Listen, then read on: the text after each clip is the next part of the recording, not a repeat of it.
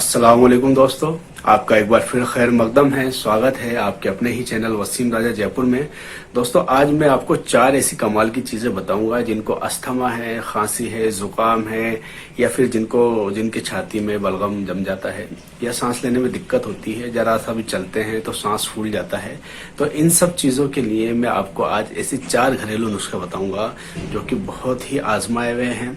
मेरे खुद के आजमाए हैं, काफ़ी लोगों के आजमाए हैं। पूरी कॉन्फिडेंस के साथ मैं ये कह सकता हूँ कि अगर आप इन्हें यूज करेंगे तो जिनको सांस की प्रॉब्लम है, जुकाम, बार बार जुकाम हो जाता है, खांसी या बलगम जम जाता है, तो ये समस्याएं दूर हो जाएंगी। तो सबसे पहली चीज जो मैं आपको बताने जा रहा हूँ वो है कि जब हम सांस लेते हैं तो सांस हम नाक के जरिए लेते हैं या मुंह के जरिए भी लेते हैं, लेकिन असल में हमारे सांस जो नाक के जरिए जाता है, तो ये जो नाक में बाल होते हैं या म्यूकस होता है, उससे जो हमारी हवा में धूल, जो पार्टिकल्स होते हैं, वो वहीं पर ही इनको फिल्टर कर देते हैं। लेकिन जब हमारी ये झिल्ली कमजोर हो जाती है तो ये पूरी तरह से वर्क नहीं कर पाती। तो जब वर्क नहीं कर पाती तो वो पार्टिकल्स हमारे फेफड़ों में भी चले जाते हैं, फिर हमें दिक्कत होती है। फेफड़ों में बलगम जम जाता है तो हमें उससे बड़ी दिक्कत होती है। जरा जरा सी डस्ट माइन पे हमें जुकाम हो जाता है, छींकें आती है, फिर जुकाम म्यूकस में बदलता है, फिर म्यूकस से और ज़्यादा दिक्कत होती है, छाती में जकड़न होती है। तो ये सारी चीज़ें शुरू होती हैं हमारे इम्यून सिस्टम की कमज़ोरी से। जब हमारी नाक की झिल्ली कमज़ोर हो जाएगी तो हमारे को ज़ुकाम भी जल्दी होगा, और जब ज़ुकाम होगा तो फिर बलगम भी होगा, सांस लेने में दिक्कत भी आएगी, और अस्थमेटिक प्रॉब्लम भी इससे बढ़ती चली जाती है। धीरे धीरे आदमी अस्थमेटिक हो जाता है।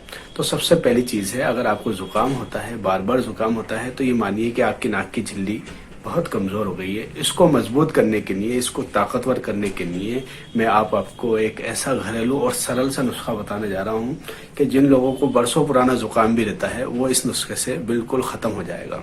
मेरा खुद का आजमाया हुआ है, और मेरे घर वालों का और मेरे यार दोस्तों का। मैंने काफ़ी लोगों पर इसको इस्तेमाल किया है और अब तक 100% इसके रिजल्ट हैं।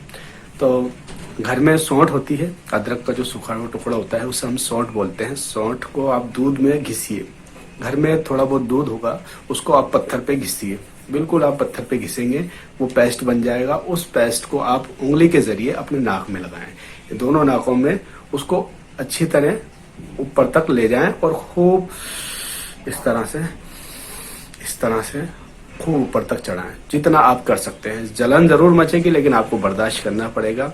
एक दिन में आप 2 बार से 3 बार ये कर सकते हैं, 1 हफ्ते तक कर सकते हैं। आपको जरूरत नहीं पड़ेगी ज्यादा दिन करने की, सिर्फ 2 से 3 दिन में आपको इतना फायदा हो जाएगा कि आपके पुराने से पुराना जुकाम भी हाथों हाथ, एक तो हैंड टू हैंड खत्म होगा, और फिर कभी भी आपको डस्ट माइन, कभी भी आप धूल में या किसी एलर्जी वाली चीज के संपर्क में आएंगे, अगर आपको ये झिल्ली की कमजोरी है, तो आपकी ये झिल्ली इतनी मजबूत हो जाएगी कि आपका डस्ट माइन से भी कोई असर नहीं होगा। इसका ये मतलब नहीं है कि आप डस्ट माइन से या एलर्जी वाली चीजों से परहेज नहीं करें, लेकिन जब आप इनके संपर्क में बाय द वे आ जाएंगे तो उनका कोई असर नहीं होगा, ना आपको कभी जुकाम होगा। जब जुकाम नहीं होगा तो आपको सांस से संबंधित कोई तकलीफ भी नहीं होगी। तो पहली चीज तो ये है कि आप सौंठ और दूध का इस्तेमाल कीजिए। रात को सोते टाइम तिल्ली का तेल यहाँ पे लगाइए, और जब भी आप नहाएं तो आप पानी से मुंह भर लें, और जब नहा चुके हैं तो उसको कुल्ला कर दें। ऐसा हमेशा आपको करना है। इससे आपकी जो ब्रीथिंग की, सांस लेने की क्षमता है, उसमें काफ़ी इजाफा होगा। और मैं कॉन्फिडेंस के साथ कह सकता हूँ कि ये मैंने किया है। मैं काफ़ी अस्थमेटिक प्रॉब्लम से जूझ रहा था और काफ़ी लंबे समय तक रहा हूँ, क्योंकि मैं दो समस्याओं से बहुत ज़्यादा परेशान रहा हूँ। एक तो मैं किडनी स्टोन और एक अस्थमेटिक प्रॉब्लम, बाकी और कोई प्रॉब्लम नहीं थी। लेकिन इन दोनों ही चीज़ों को मैं घरेलू नुस्खों के ज़रिए काफ़ी हद तक इन पे काबू पा सका हूँ। अब मैं पूरी तरह से स्वस्थ हूँ।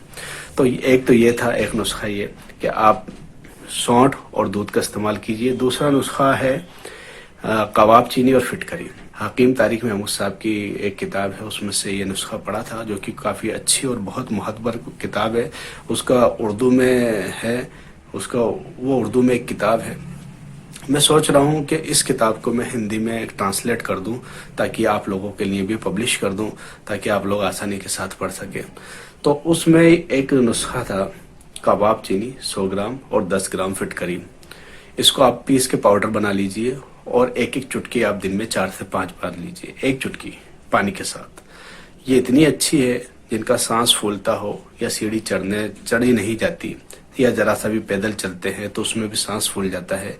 तो इसके अंदर ये लाजवाब नुस्खा है, ये प्रॉब्लम इससे ख़त्म हो जाती है। कबाब चीनी को हिंदी में शीतल मिर्च भी बोलते हैं ताकि आपको आसानी हो जाए।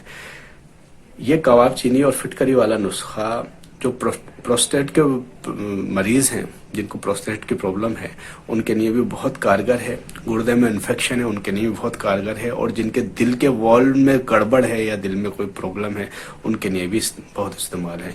यहाँ पे मैंने इसका इस्तेमाल आपको सांस के लिए बताया है कि अगर आपका सांस भरता है, सांस लेने में दिक्कत है, चलने में दिक्कत है, तो उसमें ये नुस्खा लाजवाब है। इसी तरह से एक मोर के पंख आते हैं और उस मोर के पंख को उन मोर के पंख को आपको करना क्या होगा, उन मोर के पंख के आप राख बना लें।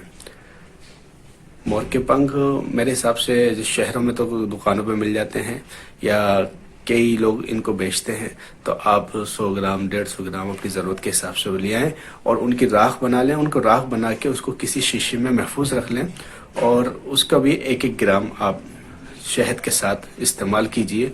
ये भी बहुत लाजवाब है। कई लोगों के अस्थमेटिक प्रॉब्लम तो जड़ से ही ख़त्म हो चुकी है। मैं ये नुस्खा इसलिए आपको बता रहा हूँ क्योंकि अलग अलग लोगों की अलग अलग क्षमताएं होती हैं और अलग अलग लोगों के पास में ये सारी चीज़ें होना भी ज़रूरी नहीं है कि सबके पास में यही चीज़ें हों। तो जिसके पास में जो चीज़ें मैसर हों, मौजूद हों, आप उन्हीं से अपना इलाज कीजिए। तो पहला मैंने आपको बताया था सौंठ और दूध का पेस्ट बना के नाक में चढ़ाना है। दूसरा मैंने आपको बताया कबाब चीनी और फिटकरी आपको इस्तेमाल करनी है, इसका पाउडर इस्तेमाल करना है। ये भी बहुत शानदार चीज़ है। और ये जो मैंने आपको बताया मोर के पंख की राख आप बना लें और इसको आप दिन में 2 से 3 मरतबा लें, शहद के साथ इस्तेमाल करें, तो इससे अस्थमेटिक प्रॉब्लम दूर हो जाती है।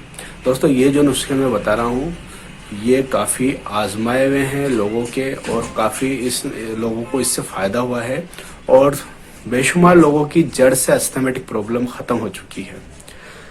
तो ये दो चीज़ें मैंने आपको बताई। तीसरी चीज़ मैं आपको बता रहा हूँ, चौथी चीज़ मैं आपको बताने जा रहा हूँ। चौथी चीज़ है 2 ग्राम आप कलौंजी लीजिए और 3 ग्राम बरके बासा। ये किसी भी अत्तार से आप जाके लेंगे तो बरके बासा आपको मिल जाएगा। इसको आपको करना क्या है, 2 ग्राम कलौंजी और 3 ग्राम बरके बासा को आपको पानी के अंदर उबालना है, जैसे आप चाय बनाते हैं ऐसे। जब ये गाढ़ा हो जाए, थोड़ी देर उबल जाए चाय की तरह, तो इसको छान के आप पी लीजिए। अब वैसे नहीं पिया जाए तो आप इसमें कुछ मीठा मिला लीजिए। शहद मिलाना सबसे बेटर रहेगा, आप शहद मिला सकते हैं या फिर आप इसमें पताशे डाल के ले सकते हैं। तो ये बहुत अच्छी चीज़ है। तो ये 4 चीज़ें हैं। एक चीज़ मेरे को और ध्यान में आ गई है, ये 5 चीज़ें हो जाएंगी तो वो भी बहुत शानदार है। वो है लहसुआ, जिसे हम तपिस्तान भी कहते हैं। लहसुआ बहुत मशहूर चीज़ है जिसका अचार भी बनता है। लहसुआ एक फल है। इसी तरह दूसरी चीज़ है उन्नाब। उन्नाब कहते हैं बेर को। ये एक ईरानी उन्नाब आते हैं, ये भी अत्तार के मिल जाएंगे। और अभी लहसुए का मौसम भी चल रहा है, तो आप ताज़ा फ्रेश लें तो उसकी बात ही अलग होगी। तो आप उन्नाब ले लें और ये लहसुआ ले लें, जिसे तपिस्तान भी बोलते हैं। इनको आप अपने हिसाब से लें और इसकी चाय बनाएं, काढ़ा बनाएं, इसका कहवा बना के पिए आप। क्या लाजवाब चीज़ है। ज़ुकाम, सर्दी, खांसी, बलगम वगैरह इससे दूर हो जाता है और पुरानी से पुरानी खांसी दूर हो जाती है। दमे की जो तकलीफ होती है वो दूर हो जाती है। तो ये 5 चीज़ें मैं आपको बता चुका हूँ, आप इस्तेमाल कीजिए और फ़ायदा उठाइए। और मेरी कोशिश ये रहेगी कि मैं ये जो बेशकीमती किताबें हैं जो उर्दू में लिखी गई हैं, मेरे पास में काफ़ी बेशकीमती किताबें हैं, उर्दू में हैं, मैं इनका हिंदी में तर्जुमा कर रहा हूँ, हिंदी में ट्रांसलेट करके, और आपको वो फ्री ऑफ कॉस्ट मैं आपको अपने चैनल के ज़रिए या अपने ब्लॉग पे डाल दूंगा, वहाँ से आप डाउनलोड कर सकते हैं। लेकिन अभी उसमें टाइम लगेगा। ये 5 चीज़ें मैंने आपको बताई हैं जिनको सांस की तकलीफ है, अस्थमेटिक प्रॉब्लम है, ज़ुकाम हो जाता है, एलर्जी हो जाती है, उनके लिए ये 5 चीज़ें बहुत लाजवाब हैं। आप इनमें से किसी भी एक चीज़ को इस्तेमाल कीजिए और फ़ायदा उठाइए। तो उम्मीद करता हूँ कि मेरे द्वारा बताई गई जानकारी आपको अच्छी लगी होगी। अगर अच्छी लगी हो तो प्लीज़ इसे लाइक, शेयर, सब्सक्राइब कीजिए। तो फिर मिलते हैं अगले वीडियो में नए टॉपिक के साथ। तब तक के लिए अल्लाह हाफिज़।